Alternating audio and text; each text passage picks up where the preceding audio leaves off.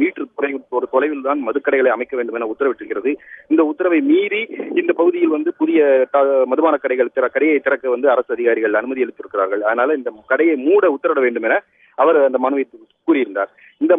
மேலும் அந்த மனுவில் இந்த கடையை திறக்கக்கூடாது என கடந்த மே மாதமே எங்கள் கிராம சபை கூட்டம் கூட்டப்பட்டு தீர்மானம் நிறைவேற்றப்பட்டது. அதே போல உயர்நீதிமன்றத்தினுடைய உத்தரவின்படி கிராம சபை இந்த மாதிரி ஒரு மதுபான கடையை திறக்கக்கூடாது என தீர்மானம் நிறைவேற்றினால் அந்த பகுதியில் உள்ள திறக்கப்பட்ட கடையை சரி, திறக்க உத்தேசித்துள்ள கடைகளும் சரி, அந்த பகுதியில் அமைக்கக்கூடாது என உயர்நீதிமன்றம் உத்தரவிட்டிருக்கிறது என்பதையும் அந்த மனுவில் குறிப்பிட்டிருந்தார். இந்த மனு இன்றைக்கு தலைமை நீதிபதி இந்திரா பானர்ஜி தலைமையிலான அமர்வு முன்பு விசாரணைக்கு வந்தபோது அரசு தரப்பில் இந்த கடை நெடுஞ்சாலை அமைக்கப்படவில்லை. நெடுஞ்சாலையிலிருந்து உச்சநீதிமன்ற உத்தரவின்படி அந்த 500 மீட்டருக்கு அப்பால் தான் இந்த கடை அமைக்கப்படுகிறது என தெரிவிக்கப்பட்டது. இதையடுத்து இந்த மனுவை தள்ளுபடி செய்த நீதிபதிகள் உச்சநீதிமன்ற உத்தரவின்படி இந்த அமைக்கப்படக்கூடிய கடைகளை பொறுத்த வரைக்கும் எந்த கிராம சபை தீர்மானங்கள் இந்த கடைகளை மூடும்படி நிறைவேற்றப்பட்ட அந்த கிராம சபை தீர்மானங்கள் எந்த தாக்கத்தையும் ஏற்படுத்தாது என்று தங்கள் உத்தரவில் குறிப்பிட்டுள்ளனர்.